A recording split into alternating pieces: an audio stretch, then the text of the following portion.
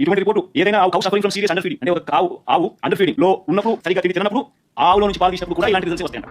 ఆయన చెప్పిన స్టేట్మెంట్ మనం తీసుకుంటే ఫస్ట్ థింగ్ ఏంటంటే ఆవుక బాగా లేకపోతే ఆ రోజులు బతకదు. సెకండ్ థింగ్ వచ్చేసరికి ప్రతి రోజు ఇలా యూస్లెస్ మిల్క్ ప్రొవైడ్ చేస్తే జనాల్లో ఎవడో ఒకటి వచ్చి ఆ ఫ్యాక్టరీ మీద తీసేస్తాడు పక్కాగా. అప్పుడు అది క్లోజ్ అయిపోయింది. ఇంకా చెప్పాలి అంటే ఆవుకి అన్ని రోజులు ప్రాబ్లం ఉండదు, త్వరగా క్లియర్ అవుతుంది. అసలు బాగా లేకపోతే ముందు పాలు ఇవ్వడానికి నిరాకరించిద్ది. రెండోది వచ్చేసరికి ఆవు గడ్డి తినకపోతే అసలు పాలే ఇవ్వదు. గడ్డని కాదు, ఆవు ఫుడ్ కన్జ్యూమ్ చేసుకోకపోతే పాలు ఇవ్వదు. ఫుడ్ తింటేనే కదా దానికి పాలు ఇవ్వడానికి ఛాన్స్ ఉంటుంది. ఫుడ్ తినకుండా పాలు ఇవ్వడానికి ఛాన్స్ ఉండదు. నెక్స్ట్ వచ్చేసరికి ఇప్పుడు ఫ్యాక్టరీస్ గురించి మాట్లాడుకుంటే ఈ ఫ్యాక్టరీస్ వచ్చేసరికి బొనిబో ఫ్యాక్టరీ, అది ఉత్తరాఖండ్లో ఉంటుంది.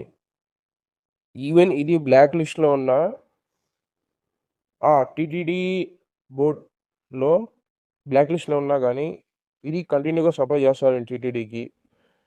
నెక్స్ట్ ఫ్యాక్టరీ వచ్చేసరికి ఇప్పుడు దాకా ప్రజెంట్ అయితే ఇంకా కన్ఫర్మ్ అవ్వలేదు, మరి కన్ఫర్మ్ చేస్తాను ఫ్యూచర్లో. AR dairy foods from Tamil Nadu అని ఇంకొక ఫ్యాక్టరీ ఇన్వాల్వ్ అయిందని చెప్తున్నారు. ఇక్కడ ధర్మారెడ్డి పొజిషన్ తీసుకుంటే దీంట్లో ఎక్స్ యూ టీటీడీ చైర్మన్ అన్నారు కదా, ఆయన ఇన్వాల్వ్మెంట్ లేకుండా ఏదైతే జరగదు, మ్యాక్సిమం జరగదు.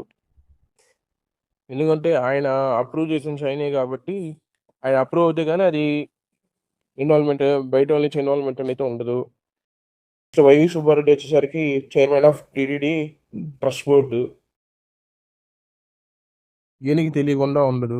గతంలో చూసుకుంటే ఎంగమామలో ఫుడ్ కూడా అయితే బాగలేదు. ఇప్పుడు టీటీడీ లడ్డే అన్నారు కానీ ఎంగమామలో కూడా ఫుడ్ కూడా బాగలేదు. మొత్తం